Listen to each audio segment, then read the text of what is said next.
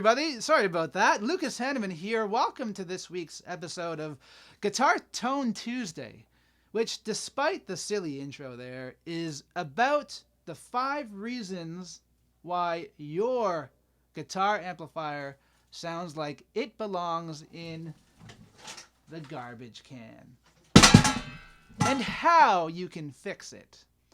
Yes. Today's episode will be a lot of fun. It is specifically geared to the beginners and intermediate players among the viewers of this channel. Although, if you are an advanced player, you still might learn something, because I've got a very good tip, which I'm going to let you guys know about at the end of this episode. But at the very least, you will find it entertaining. That's for sure. Let's dive right in. We're going to talk today about frequencies. We're going to talk about these controls on the amplifier and what too much or too little of them can do to your sound. We're not going to talk about tubes. We're not going to talk about maintenance issues. That's for another episode. But we're going to talk about a perfectly functional amplifier, just why it can sound like garbage. Other garbage. Reason number 1.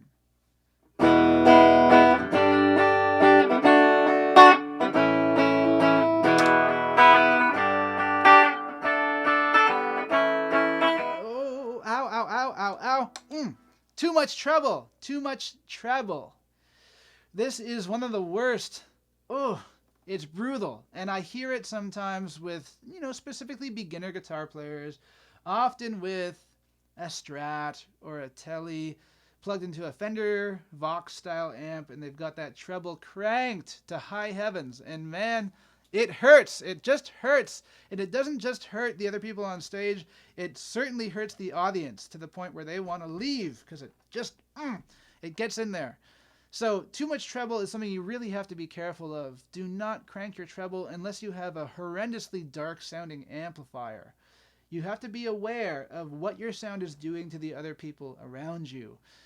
If you're playing in your room by yourself, go crazy. Doesn't really matter. But if you're if you're playing for people, or if you're doing some recording, you got to be mindful of where that treble control is. Too much of it, it hurts. Reason number 2, the opposite problem.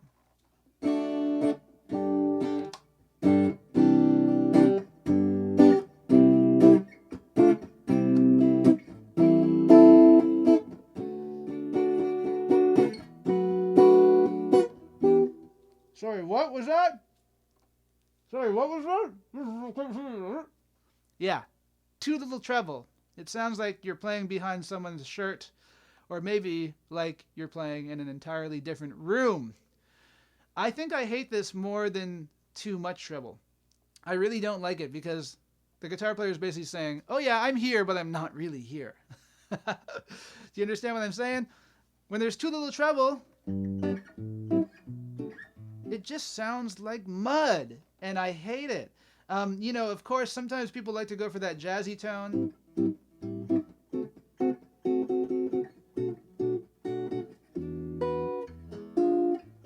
But even that to me sounds like dirt. I just don't like it.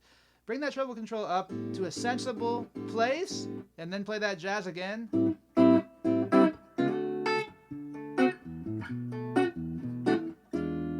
Get into that Grant Green, Wes Montgomery territory. Man, it sounds beautiful to be there. But yeah, you got to have a present sound. It certainly has to be present. It has to be transparent. But it shouldn't be too far up here or too far down in the weeds. Okay, reason number 3 has to do with this control right here, the mid-range control.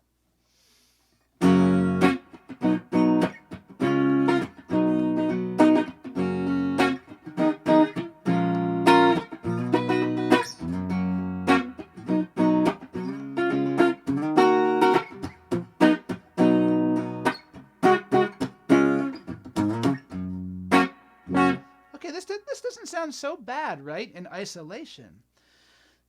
This one is a little bit debatable, I would say, but to me it certainly is a thing. Now, the guitar lives in the mid-range. It's very well known that the guitar lives in this very nice kind of vocal mid-range place. Now, if you don't have enough mid-range, you just aren't going to be heard.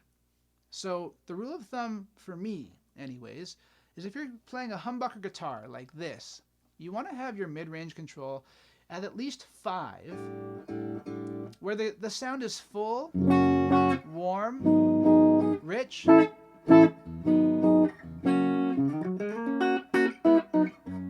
honky, but just nice, right? That's very pleasant. It's going to cut through the mix. You can go crazier. You can turn that thing all the way up, specifically with a single coil guitar. Don't be afraid to turn that mid-range control all the way to 10. It's going to sound great.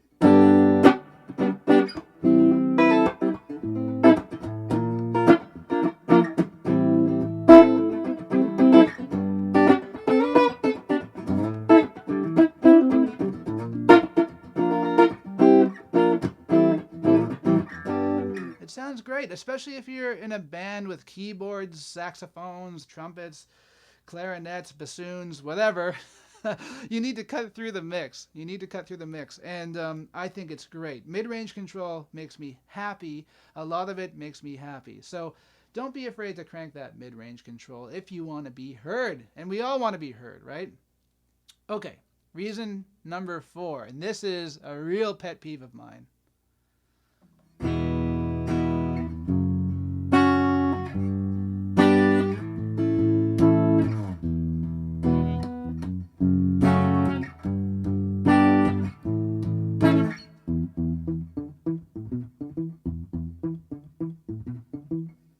Yeah, way too much bass. Man, the bass player plays the bass. You play the guitar if you're watching this video, more than likely. Don't get in his way. Don't step on his toes. You have to turn that bass control down to a place where your guitar is cutting through the mix, but it doesn't have a ton of bass. Again, if you're playing by yourself, it doesn't matter quite as much, although if you're performing live, you don't want to have too much bass. It's just going to make everything shake. Again, that's the bass player's job. They're supposed to make the rumble happen. It's not the guitar player. So the rule of thumb for me is on a Marshall-style amp, bass 0 or 1. On a Fender-style amp, much like this one, bass around 3, 3.5, max 4, but don't go past 4. Otherwise, it's just going to sound like garbage.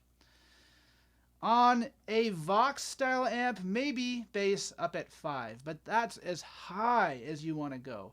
When I gig this amp, and this is a very small amp, when I gig this amp, I like to have my bass somewhere around 3, 3.5, and that's where I find it really sits well.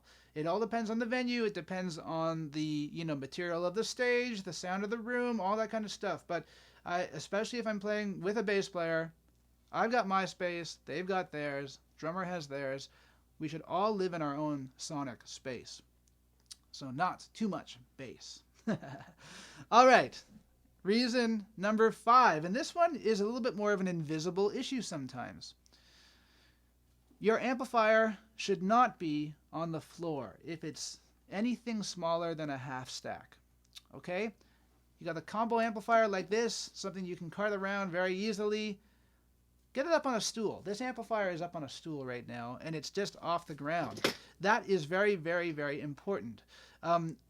The frequencies can dance around a lot on the floor. They can dance off the floor. So even if you're recording at home by yourself, get your amplifier up off the floor. Specifically if you're playing live, because if your amplifier is behind your legs, you're not going to hear it, but the people around you certainly are, and they're going to say, hey, turn that thing down, man. Here's another thing you can do. Get yourself one of these. This is an amp stand. This thing holds the amplifier up. Check this out. Unfolds here, unfolds here, unfolds here, and then you lock it into place. Your amplifier sits on these handy dandy little legs, and the greatest part about this is that it leans back. So you can tilt it up at your ears. So even if you're playing in a loud band wearing earplugs, you still want to tilt your amplifier up at your ear. It's very important. because this way the sound guy is not going to hate your guts. The people in the front row won't be throwing beer bottles at you or rotten tomatoes. They're going to be happy. It's extremely important that everybody is happy. And you need to make the sound guy happy. Otherwise, you're going to have a horrible night and you probably will not get asked back. So just go get yourself an amp stand. Okay, it's time for the big trick. So I've heard lots of people talk about this, and it's something I discovered a long time ago. I actually opened for a guy named Matt Schofield from England who talked about this on that pedal show. So let's say you're in a situation where you have to get on stage really fast. You're not using your own amplifier. Maybe it's a festival when, festivals come back and all that kind of stuff. Maybe it's a big festival. Maybe it's a gig where you're sharing the bill with another band. There's a trick with amplifiers where every control has a sweep.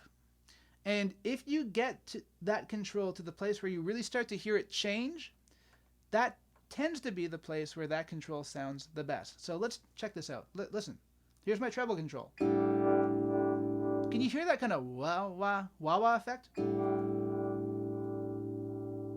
It's right around 7.5, 8. Okay, I'm going to leave that control there. Let's do it with the mids. Ah, cool. Right around 7. Let's do it with the bass. Ah, wow. Right around 3. Let's hear that sound.